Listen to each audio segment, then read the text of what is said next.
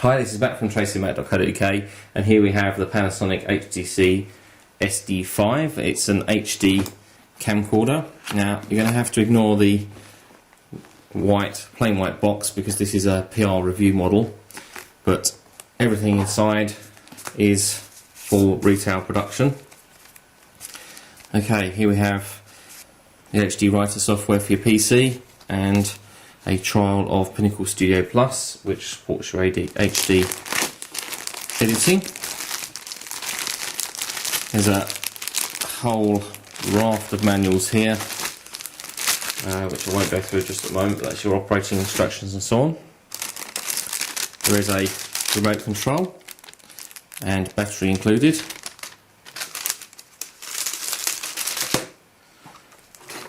Camera itself, just here. We'll look at it in more detail in just a moment. There's a cable here which allows you to power the device via the mains without using the battery, and this fits in the battery compartment.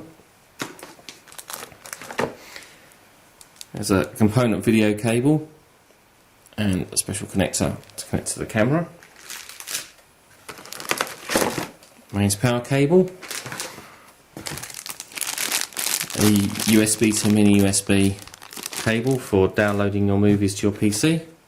Composite video audio cable with connector on the other end. Another mains cable for another region. We have a battery, which is a 1320 mAh battery pack. And finally, just in the front here, we have the charger.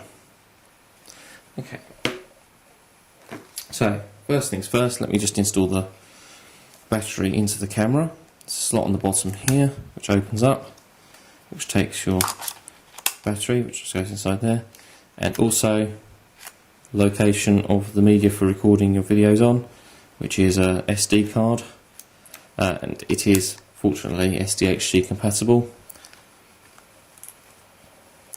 So looking around the camera itself, it's a Leica lens at the front. There is a built-in flash for taking stills. That doesn't work for illuminating video recording. You've got your microphone at the front here with a left and right stereo recording, and you'll note that this camera has 3 CCDs for RGB, which improves the quality of your recordings. On the top we have the zoom control, wide and telephoto, and a button that you press for taking stills.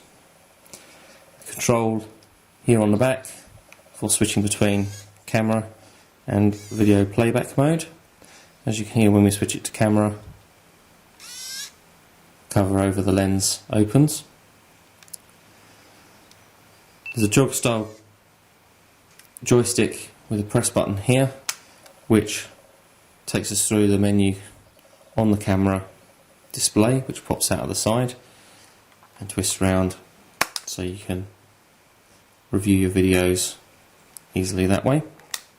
And also, if you want to be videoing yourself in front of the camera, you can point the display at yourself. A number of other buttons under there for menu controls, deleting videos and so on.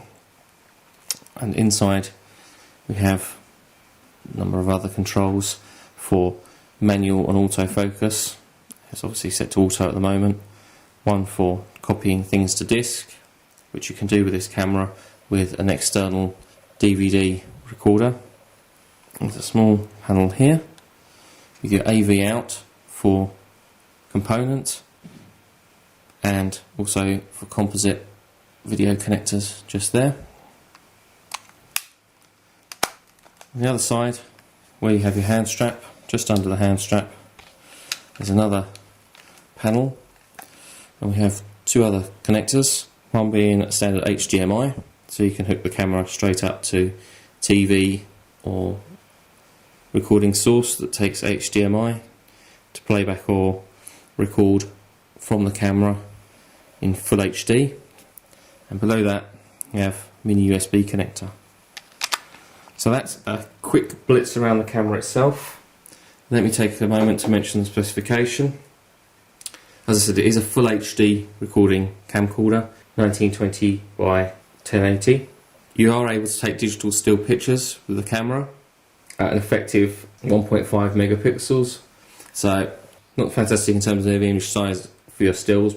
It records onto that SD card in an MPEG-4 format that you can transfer to your PC for video editing and so on. Zoom is 10 times optical and 700 times digital. I'm not sure how useful a 700 times digital zoom would be, but it's there nonetheless. The focal length on that zoom then is 3 to 30 millimeters, and that's a 35mm equivalent of 42.9 to 429 millimeters.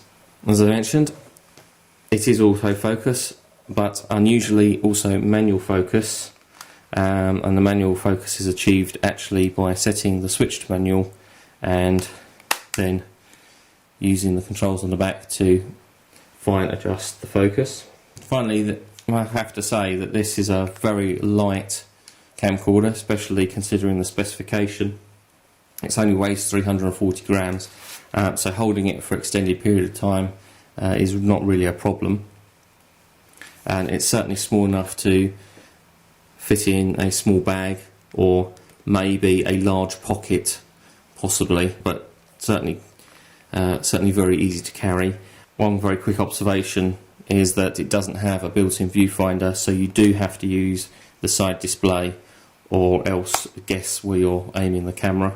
Personally, do prefer having the option of a viewfinder, but that's one of the drawbacks of this small device. But I'm going to be using this camera over the next few weeks to record our unboxing videos, and hopefully we'll have some HD footage of unboxing of other devices, and we'll compare the quality and write up our full review soon.